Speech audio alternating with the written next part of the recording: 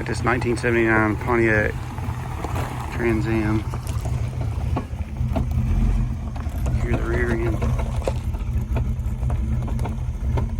clicking and popping.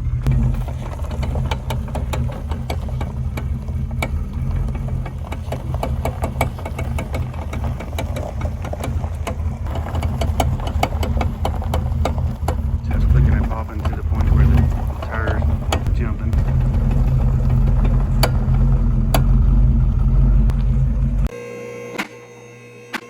First thing I'm gonna do is take this 10 bolts off. They're 1/2 inch. Of course, I have a drain pan set up, as you can see, because it will make a mess. But this is a 10 bolt, 8.5 inch positive traction, and the tag says use limited slip differential lube only. There's differential limited slip lube, and there's also regular lube with additives that you can use as well. What I like to do is keep a couple of bolts in loose.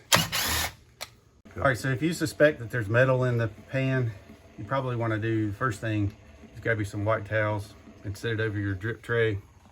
And that way, if there is any, the oil will either sift through it or out the side, but the heavy metal will stay on the towel.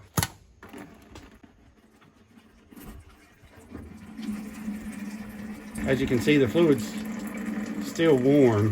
That's why it's running out as fast as it is.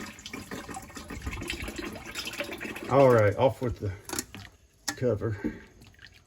All right, so the first thing we look at is the magnet.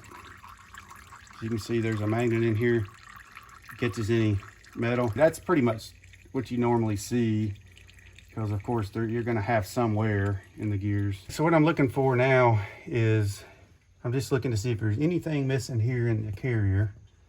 If I can see anything broken, but everything looks okay. And then I'm gonna kind of move the tire and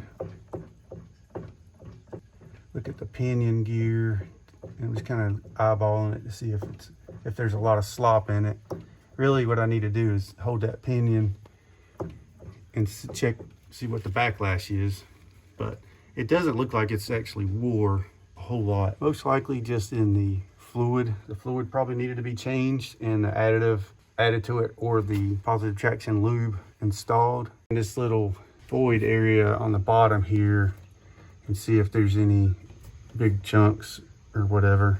So I'm just kind of feeling along. I don't feel anything, and I don't see anything, so I might as well get the rest of that out, because what we need is to have a good concentration of the positive traction fluid. All right, so I'm checking the fluid to make sure there was nothing big in here. I don't see anything big, and then looking at it, doesn't appear to be any metal in there. All right, so I'm turning the wheel, and we got both wheels are turning. And this is the positive traction. When one wheel starts slipping, then it grabs and turns both, because that way you can still make your turns without, with one side being stopping, spinning. So, all right, so what I'm gonna do is I'm gonna spray brake cleaner in here, and I'm gonna clean these clutch discs out. And then we're gonna shoot air in there. Get the other.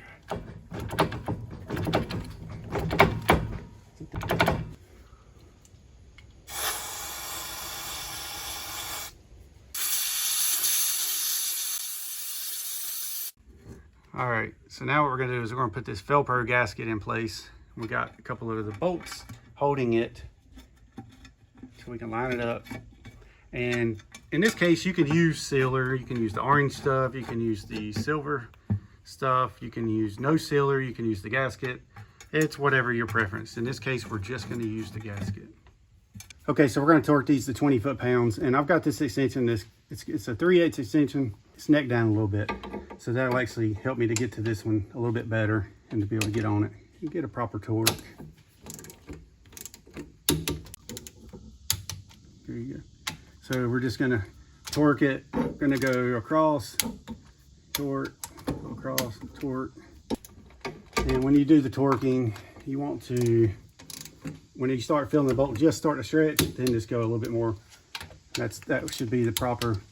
Now these I've already done, so I'm going to go in a clockwise, and I'm going to count because I know there's 10 bolts. Okay, they're all torqued to prevent leaks, and don't forget the brake line bracket. Next thing we're going to do is we're going to add fluid. So you take your 3/8 ratchet, loosen that, which I've already got loose. That's where you put the fluid in right here. Take this plug out. So what I did to make life a little bit easier is I took this bottle, I took a piece of fuel line or vacuum hose, whatever you have, and put on the end of the bottle. Feed it into the hole. Add about 2 quarts of 80W90 gear oil and leave some room for the additive as well. It's full when it just starts to trickle out of the fuel hole. I'll show you here in just a minute exactly what I used.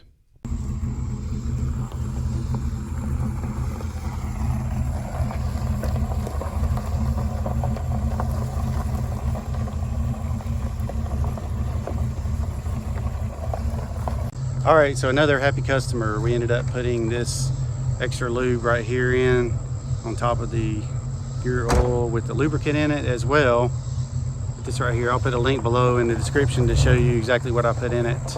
And the clicking and the popping is stopping all that stuff in that 79 Trans Am. Look at that thing go. Limited edition, beautiful car. Still got the plastic on the carpets, and there it goes. Another happy customer.